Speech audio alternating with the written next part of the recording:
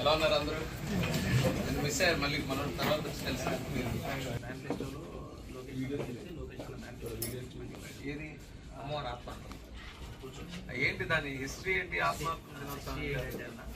కన్యకా పరమేశ్వర అమ్మవారు యాక్చువల్గా ఏ కులానికి ఆ దేవత లేదు. కులాలు చాలా ఉంటాయి. బేసిక్గా కన్యకా పరమేశ్వర అమ్మవారు పార్వతీ అమ్మవారి నుంచి వెలిసిన తర్వాత ఈ కులానికి దేవతగా ఉంటాడు.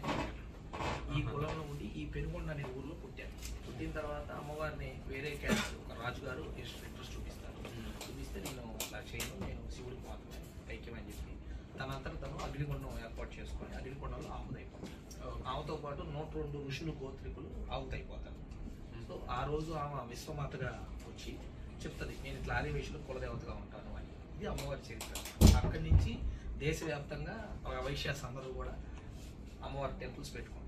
సో లోకేష్ గారు మాకు పాదయాత్రలో చాలా మంది కలిసినప్పుడు వైశ్యాసు గుర్తింపు లేదన్న, వైశ్యాసుని పట్టించుకోవట్లేదంటే అసలు మీ వాళ్ళు ఏమడుగుతున్నారు అని అంటే అందరూ అడుగుతారులే అన్న, మీరేమొద్దు అమ్మవారికి పట్టు వస్త్రాలు సమర్పించండి. తిరుపతిలో ఎలా అయితే ఏటా పట్టు వస్త్రాలు ఇస్తారో, శ్రీశైలం మల్లన్న స్వామికి ఎలా అయితే పట్టు వస్త్రాలు ఇస్తారో అమ్మవారు ప్రభుత్వం పెట్టండి, అది మేనిఫెస్టోలో పెట్టండి. అమ్మవారికి వస్తే యావత్ వైశ్యాస్కి వచ్చినట్టే అని చెప్పి చెప్పాం.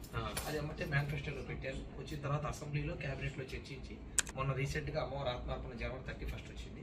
స్వయంగా ముఖ్యమంత్రి చంద్రబాబు నాయుడు గారు పంచగట్టుకొని వచ్చి అమ్మవారికి పట్టు ఒరిజినల్ వచ్చేసి నగరేశ్వర ఆలయం 4000 years టెంపుల్. అందులో 2600 years బ్యాక్ అమ్మవారు వచ్చారు. ఆ అమ్మవారికి ఒక గుడి కట్టారు. 2600 years నుంచి ఇక్కడ కన్యకా పరమేశ్వర అమ్మవారి టెంపుల్ ఉంటుంది. అది మెయిన్ ఆ ప్రాంగణంలోనే అమ్మవారి ఆత్మాహుతి చేసుకుంటారు. సో ఇక్కడ అది ఎండోమెంట్ లో ఉంది. సో వైశ్యాస్ ఇండివిజువల్ గా తెలుసు కదా, మీకు అంతా ఇండిపెండెంట్ ఫీల్ అవుతారు కదా, అమ్మవారికి ఏదైనా పెద్దగా చేయాలని ఒక 90 ఏళ్ళ